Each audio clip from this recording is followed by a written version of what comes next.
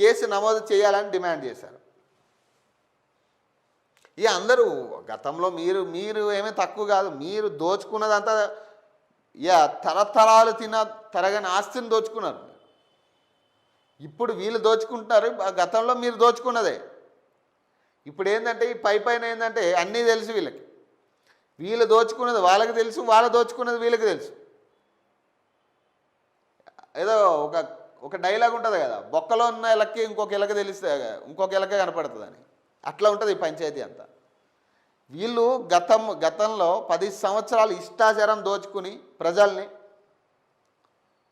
ప్రతి స్కీములో ఒక స్కామ్ పెట్టి లక్షలాది కోట్లు దోచుకున్న వ్యక్తులు వీళ్ళు. ఇప్పుడు కొత్తగా వచ్చిన ప్రభుత్వం వాళ్ళు దోచుకుంటున్నారు అంతే. ఈ 5 ఏళ్ళు మళ్ళీ వీళ్ళు దోచుకుని పోతారు, మళ్ళీ అప్పులు లక్షల కోట్లు అప్పు చేసిపోతారు మన మీద. మళ్ళీ ఆ లక్షల కోట్లు అప్పు చేయడం కోసం మనం ట్యాక్సులు కట్టాల్సిన పరిస్థితి. 30,000 40,000 సంపాదించేటోడు ట్యాక్సులు కడతాడు, 10,000 20,000 30,000 40,000 సంపాదించేటోడే ట్యాక్సులు కట్టాలి. ప్రతి దాని మీద ట్యాక్స్ పడుతుంది మనకి.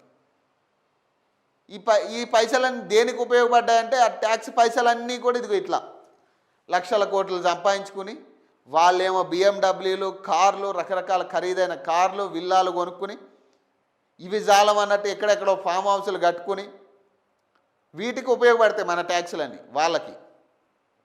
మనకు ఒరిగేది ఏమి ఉండదు.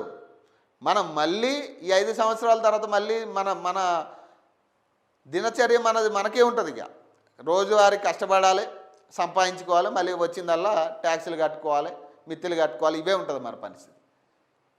కానీ వాళ్ళకి ఎట్లా అంటే ఇక మన మీద సంపాదించిన డబ్బునంతా కూడా వాళ్ళు దాచుకుని ఇష్టాచారం ఖర్చు పెట్టుకుంటారు.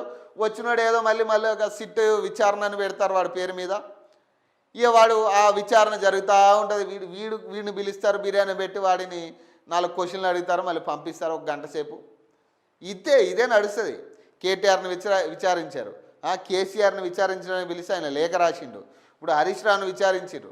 ఏం జరిగిందంటే విచారణలో ఏం జరగలే, ఏముండదు. అది అరెస్ట్ అవ్వబోతున్నాడు అనే చర్చ తప్పితే ఏముండదు. అది సాగుతుంది.